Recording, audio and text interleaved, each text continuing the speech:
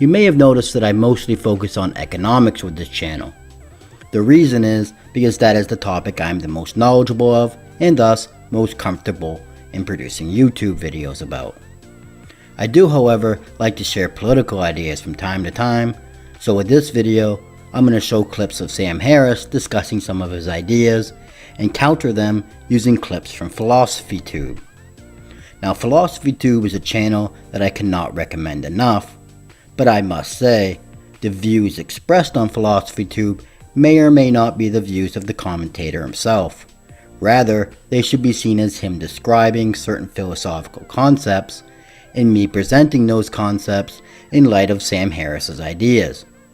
Now with that said, I will try to put a subscribe button on the screen for you, but if there isn't one, there will be a link in the description to the Philosophy of Antifa video, which I used to make these clips. This video will be in two parts. Part 1 will be on fascism, Antifa, and free speech, and Part 2 will be on Islam. I hope that I have steel-manned Sam Harris's ideas, meaning I hope that I have presented his views in their best possible light. If you think that I have misrepresented Sam in any way, please mention them in the comment section. While you're at it, you can go ahead and subscribe and follow me on Twitter at TheWallman4000. So now, without further delay, Sam Harris versus PhilosophyTube.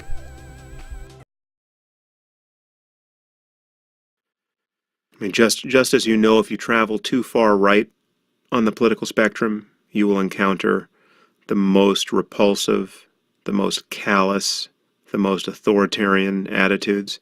I think you should know that if you travel too far left, you will encounter a kind of moral confusion and identity politics that is, in its actual application to the world, little better.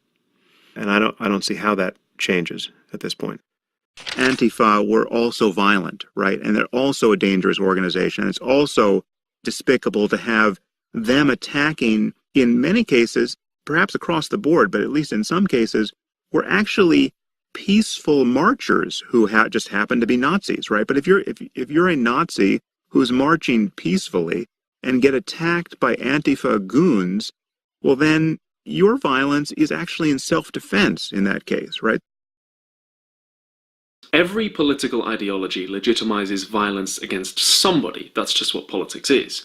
We often call things violent because they stand out to us, not from a background of peace, but from a background of things that we might call violent if we really thought about it, but we don't because they appear normal to us. A great, small example of this was drawn to my recent attention by LA Times writer Adam Johnson, who points out that this Fox News headline says, "Violence breaks out after police kill a student," not "violence breaks out when police kill a student." See the difference there? The initial police killing is not there portrayed as violent, even though somebody was shot dead by people who carry guns in the service of the government. Because the police killing somebody is seen as normal. Be very clear about this though. Just because all political ideologies legitimize violence somewhere doesn't mean that they're all the same or all equally good choices. And therefore, it also doesn't follow from this that all violence done in the name of anti-fascism is good. What it means is to say that a particular form of political engagement is bad because it features violence isn't quite enough, because they all do. Every political ideology uses violence somewhere, everybody has some political enemies, but another big difference between the left and the right is that they use the friend-enemy distinction in very different ways. There's a famous anti-fascist play called On the Frontier by W.H. Auden and Christopher Isherwood, a play that I once had the pleasure of being in, actually, in which a rich arms manufacturer called Valerian makes weapons for a fascist dictator. At the climax of the play, the fascist dictator is overthrown by his own people, who also kill Valerian himself. But just before that, there's a crucial scene in which Valerian's friend comes to him and says, "It's all over, the revolution's happened, you need to run away with me now and abandon all your wealth and power and flee to another country with me." And Valerian says no. He chooses to stay. And, moreover, he chooses to give his money and weapons not to the people trying to overthrow the fascist dictator, but to the fascists. And it's choice that distinguishes Valerian from the victims of the fascist government he supports. I'm not suggesting we should start executing industrialists. I'm illustrating that if you're a fascist and anti-fascists come for you, you have a choice.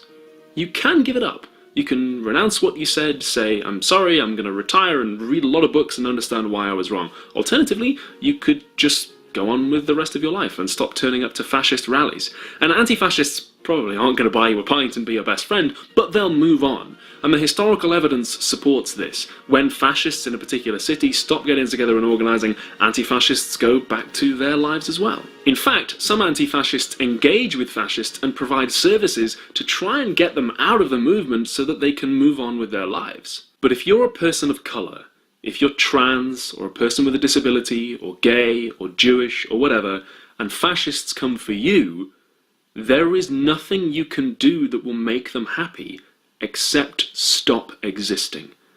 I'm going to demonstrate that in a little bit more detail in section 5, and the historical evidence supports it as well. Every concession given to the fascists of the 20th century only emboldened them. That's the key ideological difference between the far left and the far right.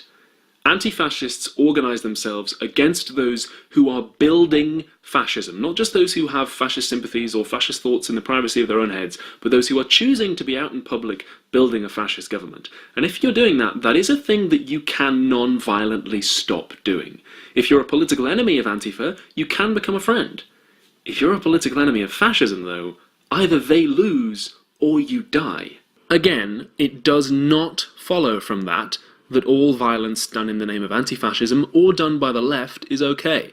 What it is to say is that those who draw an equivalence between the left and right using violence are missing a much richer and more interesting layer of philosophy.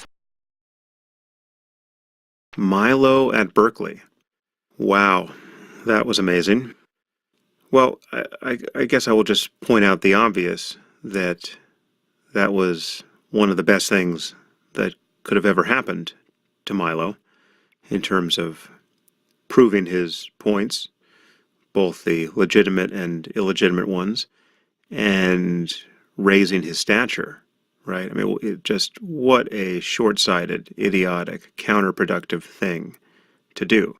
And what worries me about this moment politically is that the left seems capable of doing everything wrong in response to the rise of the so-called alt-right and the Trump presidency. This antipathy to free speech, this idea that rioting to prevent a lecture is an example of liberal free speech in action. And that is just so confused and destructive that I'm tempted to say that the left is just irredeemable at this point. But this response at Berkeley wouldn't even be warranted if he was actually a KKK member. Again, the moment you're using violence to prevent someone from speaking, you are on the wrong side of the argument, by definition. How is that not obvious on the left at this moment? I mean, you're going to, burn down your own university to prevent someone from expressing views that you could otherwise just criticize? All of these protests were seen in response to right-wing or quasi-right-wing speakers being invited to college campuses by, I'm sure, the campus Republicans. These are so uncivil and unproductive. And again, this is almost entirely a phenomenon of the left. If you heard generically that some college campus had erupted in violence because a student mob had prevented a lecture from taking place, and the people who wanted to hear that lecture were spat upon as they tried to enter the hall, and finally attacked, you could bet with, 99% confidence that this was coming from the left. Now, in the age of Trump, when you really want to be able to say things against creeping right-wing authoritarianism, having an authoritarian anti-free speech movement subsume the left is a disaster. Before we move on, I'll say this again explicitly for the third time for those who are determined to misunderstand me. None of this means that all left-wing violence is okay. What it means is the equivalence between the left and the right is a false one that benefits fascism. Part 4. Free speech. Some people say that fascism is despicable, but fascists have a right to their opinion. What's interesting is that many anti-fascist actors would agree. Their goal is not to strike down the laws that guarantee free speech. So what's the source of the conflict here? Well, let's dig a little deeper. As prologue, we should note that the free speech issue and the violence issue can't really be separated. It might seem very neat and enlightened and compassionate to say, I don't support fascist ideas, but I'll defend their right to express them. But remember, all political ideologies involve violence somewhere. What that can in practice translate to is police subjecting people to violence because they get called up to do the actual business of protecting that fascist speech. For instance, at the Battle of Cable Street in 1936, the British Union of Fascists decided they wanted to march through the East End of London, and about 20,000 people from the local community turned up to block the march. They didn't want fascists in their community. They'd already tried and failed ahead of time to get the government to stop the march. The government refused, and because the march was therefore technically legal, the police protected the fascists and attacked the anti-fascist protesters, who ended up having to fight not just fascists, but their own police force as well, the very people who were ostensibly meant to be defending their community against threats. Lest we think that sort of thing is confined to the past, in 2003 and 2004, Swedish anti-fascist actors were attacked by the police whilst trying to shut down a fascist rally. In 2012, Greek anti-fascists were attacked, arrested and then tortured by police for defending immigrant communities against the fascist political party Golden Dawn. In my own country, only last year, the EDL, a far-right group, held a rally in Trafalgar Square, and anti-fascist counter-protesters were threatened with arrest and pinned to the ground and dragged away and in some cases arrested, whilst those who were publicly inciting racial hatred were allowed to continue. I offer these examples not to try and sway you in any way, but just to show you that when fascist free speech is advanced on paper, it's enforced in the streets by police violence. And so because some free speech drowns out other free speech, it matters whose specific free speech we support. Let's dig into the philosophy though. The first thing we're going to need to note is that there's a difference between what somebody says and the act of saying it. An example I've used before, fans of my show will know it, is the sentence, "I love you." Suppose a stalker sends this message every 10 minutes to their victim. And suppose also that it is true. The stalker really does love the victim. It would still be missing the point to defend the stalker either on the grounds that what they have said is true or that they have a right to say it. Because the problem here is not the content of what is said or the bare fact that it has been said, but the particular effects that the act of saying it in that way have. So you can see, for instance, there's a difference between saying something anti-Semitic at home and organising a fascist rally through an area of London where a lot of Jewish people live. Although both are despicable and the ideas expressed might be the same, the effects that those two acts of speech have are very different. Having limitations on acts of political expression is nothing new. The right to free speech guarantees that governments will not persecute you for the content of your beliefs, but if I were to break into the House of Commons and make my criticisms of the British government very loudly with a lot of swearing, I would expect to be shut down. Because although we are all entitled to our views, we are not legally entitled to always express them in whatever manner we like without consequence. And fascist speech often has very interesting consequences. Suppose I say the sentence, "Today's Wednesday," and I say it all the time, every day, even when it isn't Wednesday, and I even today's Wednesday say today's Wednesday at times when it's completely in a today's Wednesday appropriate. If you're very clever, you might start to suspect that I'm not really talking about the days of the week. Those are the words that I'm using, but I'm actually doing something else with them. Namely, I'm taking the piss out of you whilst you try and explain to me the days of the week. Well, a lot of fascist speech works in similar ways.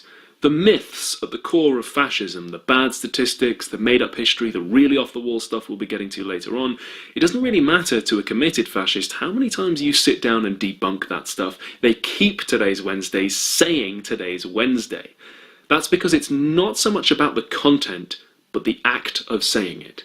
And that's how we spot propaganda. The job of propaganda isn't necessarily to convince anyone. Propaganda is a recruitment tool. It gathers and retains the people who understand the true message and who are willing to repeat it. It doesn't really matter to a committed white nationalist how many times you sit down and debunk the ridiculous white nationalist conspiracy that the world is secretly being taken over by Jews. Because when they say that, they aren't really saying that it's true. What they're saying is, they want to persecute Jewish people. And their audience are all running around trying to explain the days of the week, saying, come on our talk show and explain your weird theory about the days of the week. Bring this idea to the free marketplace of ideas that we may debunk it. Whilst some of their audience are sitting there going, oh, I get it. Today's Wednesday. The liberal love of free speech is a great thing, but it assumes that everybody's coming to the table in good faith and is willing to play the game, which fascists obviously aren't. That's why it is worth countering fascist arguments in order to try and reach potential recruits before they can, but anti-fascists will try to deny fascists platforms. Because when we interview fascists or we debate fascists, they're not really there for us. They're there for our audience. Whilst we're up there talking about the days of the week, there's a guy at the back of the lecture theatre handing out pamphlets about the Wednesday question. Another function that giving platforms to fascists serves is to make them appear normal, like this New York Times article from November 2017, which is a largely humanising profile of a neo-Nazi from Ohio. The desired effect, from the neo-Nazi point of view, is that people reading the article, who are close to Nazi sympathisers but not all the way, will feel more comfortable, knowing that they can still love cats, metal music, and pasta, and be fascists. And being more comfortable with their proximity to fascism will therefore be inclined to get a little bolder and more public with it. Journalists may feel they're being neutral by writing pieces like this, but in fact, the decision to focus the article on a neo-Nazi's family life, rather than on the fact that, as will be demonstrated shortly, his political beliefs demand the genocide of millions of people, is itself a political decision on the part of the author. Articles like this make fascism out as little more than a quirky alternative to the mainstream, which is how it sneaks under the radar of liberalism. And fascists realised this long before anyone else did.